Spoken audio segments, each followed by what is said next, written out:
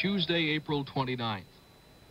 The streets of Saigon, usually jammed with traffic at the morning rush hour, are quiet. The attack by communist aircraft at Saigon's Tan Son Nhut airport the day before has prompted a 24-hour curfew. And the only people on the streets are ambulance drivers and policemen. With communist forces only a few miles from the center of Saigon, the order to evacuate American nationals is given. Americans and citizens of third countries who have been guaranteed space on the airlift gather at assembly points for the bus ride to Tan Son Nhut Airport. But the buses have to be abandoned when helicopters at Tan Son Nhut come under fire from both communist and South Vietnamese troops. Heavy shelling at the airport destroys planes on the ground, and American Marines are killed by rocket fire. Journalists filming the action from the roof of their hotel see a South Vietnamese helicopter shot down near the grounds of the presidential palace.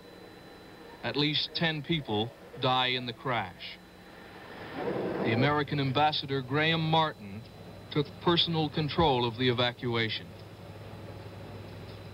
Marines used smoke to signal helicopters they should land on the lawn behind the embassy walls, where they would be protected from ground fire.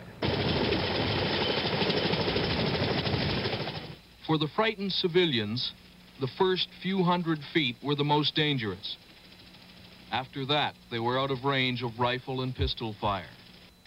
The hardest part was the waiting. Many people said it was unnerving to be waiting for a ride to safety and to be hearing fighting all around you. There was always the fear that the fighting would end the helicopter.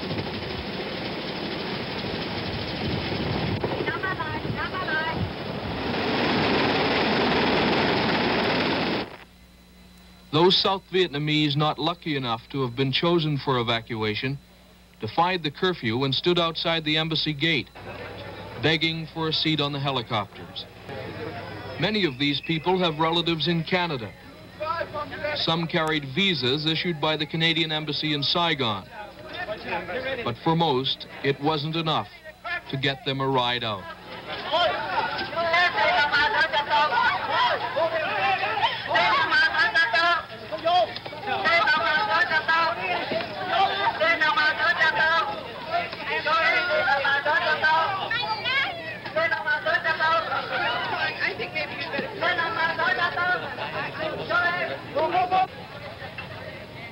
Embassy officials feared the crowd might again storm the gate, so they called in Marine reinforcements.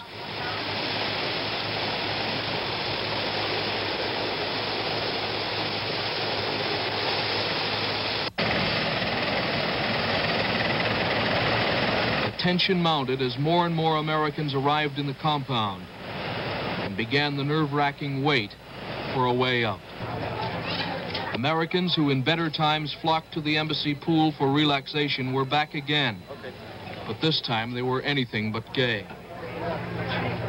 As evening approached, Ambassador Martin emerged to join the others in making the flight to an American aircraft carrier some 40 miles offshore.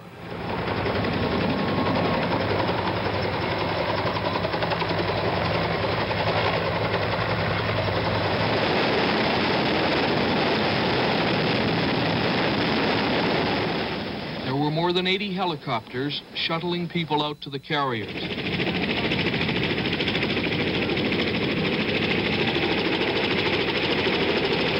Everyone was searched before being allowed to join the other evacuees. South Vietnamese Army pilots flew their families to safety aboard the carriers as well. But because there wasn't room to store their helicopters as well as those flown by American pilots, the Vietnamese were forced to ditch their aircraft at sea. The pilots were picked up by American Navy rescue boats.